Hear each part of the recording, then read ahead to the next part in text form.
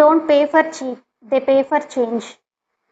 మోకాలి నొప్పి లేదా ఆస్టియో ఆర్థరైటిస్తో ఒక పేషెంట్ డాక్టర్ని కన్సల్ట్ అయినప్పుడు వారు కేవలం ఒక మాత్ర కోసం రావడం కాదు, వారు మళ్ళీ నొప్పి లేకుండా నడవగలగాలి, మెట్లెక్కగలగాలి, వారి రోజువారీ పనులను సులభంగా చేసుకోగలగాలని ఆశిస్తారు. ఆయుర్వేదంలో ఆస్టియో ఆర్థరైటిస్ అంటే ఏంటి, దానికి ఏ విధమైన చికిత్సలు అందుబాటులో ఉన్నాయో మనం ఈ వీడియోలో సమగ్రంగా తెలుసుకుందాం. ఆయుర్వేదంలో ఆస్టియో ఆర్థరైటిస్ని సంధిగత వాతంగా పిలుస్తారు. సంధి అంటే జాయింట్. ఇది వాతదోషం పెరగడం వల్ల సందుల్లో క్రమంగా క్షీణత అంటే డీజనరేషన్ వల్ల కలిగే వ్యాధి. ఇది వయసు పెరగడం వల్ల, అధికంగా పనిచేయడం వల్ల, గాయాలు, స్థూలకాయం అంటే ఓవర్ వెయిట్ మరియు వాతాన్ని పెంచే ఆహారం విహారం ఇవి సంధి క్షీణత అంటే జాయింట్ డీజనరేషన్కి కారణమవుతాయి. ఇది శరీరంలో ఏ సంధిలోనైనా రావచ్చు, కానీ ఎక్కువగా భారం ఎక్కువగా పడే సందులు ప్రభావితం అవుతాయి. సాధారణంగా మోకాలి సందులు, నడుము, హిప్ జాయింట్, చేతి వేళ్ల సందులు, రిస్ట్ జాయింట్, కాలి మడిమ సందులు, భుజాల సందులు, వీటిల్లో మనం సంధివాతం అనేది ఎక్కువగా చూస్తూ ఉంటాం. అందులో ముఖ్యంగా మోకాలి నొప్పులతో చాలామంది బాధపడుతూ ఉంటారు, కాబట్టి వాటి గురించి మనం సమగ్రంగా తెలుసుకుందాం. మోకాలి సంధిని ఆయుర్వేదంలో జాను సంధి అంటారు. ఈ సంధి 3 ప్రధాన ఎముకలతో ఏర్పడుతుంది. అవి femur or thigh bone, tibia or shin bone, patella or knee cap. ఈ మూడింటి కలయికనే మనం ఆర్టికులేషన్గా పిలుస్తాం.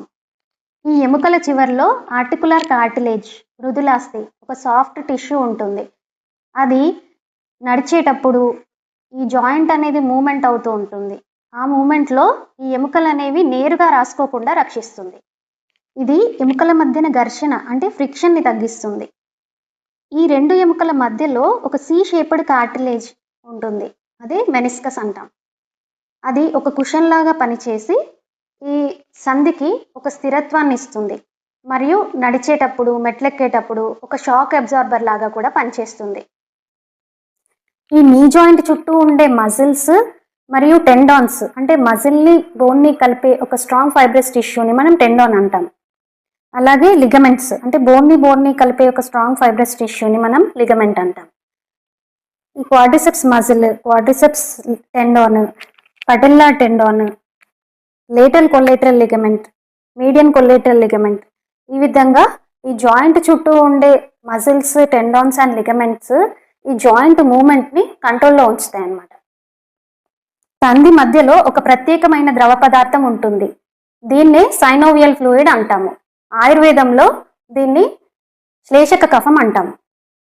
ఇది సందుల్లో నూనెలాగా పనిచేసి జాయింట్ మూమెంట్స్ని సులభతరం చేస్తుంది మరియు ఈ ఎముకలు అనేవి రాపిడికి గురి కాకుండా చూసుకుంటుంది మరియు షాక్ అబ్జార్బర్ లాగా కూడా పనిచేస్తుంది మరియు ఈ ఆర్టికులర్ కార్టిలేజ్కి పోషణను అందిస్తుంది. కానీ వయసు, అధిక బరువు లేదా వాతదోషం వల్ల ఈ సైనోవియల్ ఫ్లూయిడ్ అనేది తగ్గుతుంది. అలాగే ఈ కార్టిలేజ్ మరియు మెనిస్కస్ కూడా క్రమంగా క్షీణిస్తాయి.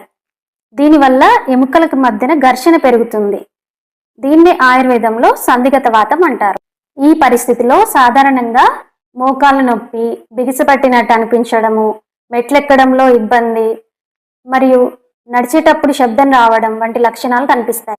ఈ సమయంలో పంచకర్మ చికిత్సలు చాలా బాగా ఉపయోగపడతాయి. ముఖ్యంగా జానువస్తి, అభ్యంగం, స్వేదం, పత్రపోటలి పిండ స్వేదం, ధాన్యముల ధార, కషాయధార, వస్తి వంటి చికిత్సలు సంధిపై పలు విధాలుగా పనిచేస్తాయి. ఆయుర్వేద ఔషధ తైలాలతో చేసే అభ్యంగం, జానువస్తి వల్ల జాయింట్స్ మధ్యలో ఉన్న సైనోవియల్ ఫ్లూయిడ్ పెరుగుతుంది. దానివల్ల ఆర్టికులర్ కార్టిలేజ్ పైన ఒత్తిడి తగ్గి నొప్పి కూడా తగ్గిపోతుంది.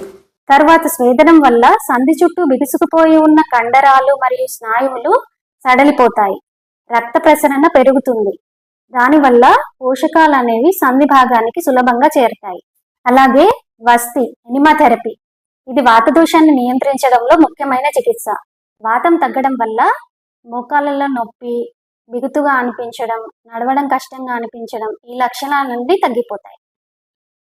ఈ విధంగా పంచకర్మల వల్ల నొప్పి తగ్గి మోకాలి సంధి మళ్ళీ సాఫీగా మరియు సులభంగా నడవగలిగే స్థితికి వస్తుంది. పంచకర్మ అంటే కేవలం మసాజ్ కాదు, మన శరీరాన్ని లోపల నుండి శుద్ధి చేసే ప్రక్రియ.